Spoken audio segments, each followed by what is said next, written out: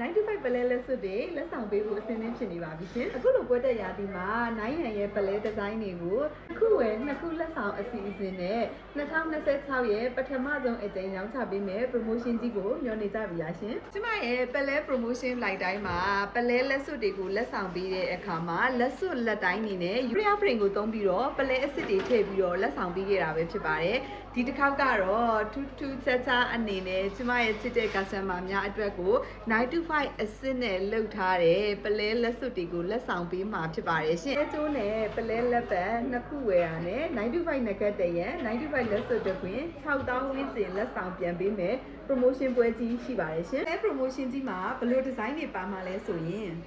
ဒီလို95ရွှေချောင်းနဲ့အလှဆင်ထားတဲ့9ရန်ရဲ့ကိုပိုင်ဒီဇိုင်းဒါဆိုလို့ရှိရင်လုံးဝ best seller เนาะအရှိဒီဇင်ဘာလထဲမှာကျွန်မ promotion လုပ်ပေးလိုက်တာဟိုမှာဒီဇိုင်းကိုရာပေါင်းများစွာလုပ်ပေးလိုက်ရတဲ့ဒီဇိုင်းကိုအခုမနက်ဖြန် promotion ထဲမှာထည့်ထားတာဖြစ်ပါတယ်ဒီဒီဇိုင်းများနဲ့အတူ main grow ဒီဇိုင်းတွေပလဲဒီဇိုင်းပေါင်း20ကျော်ကိုအထူး discount အနေနဲ့လက်ဆောင်တွေပေးမှာဖြစ်လို့ပလဲမျက်နှိုးသူတို့အတွက်ကတော့လက်မလွတ်တဲ့အခွင့်အရေးဖြစ်ပါတယ်ရှင်အဲမျက်နှိုးသူတို့အတွက်လက်မလွတ်တဲ့အခွင့်အရေးကြီးဖြစ်လို့မျက်ဖြန်ည9နာရီခွဲမှာကျမနဲ့အတူဆုံပါမယ်ရှင်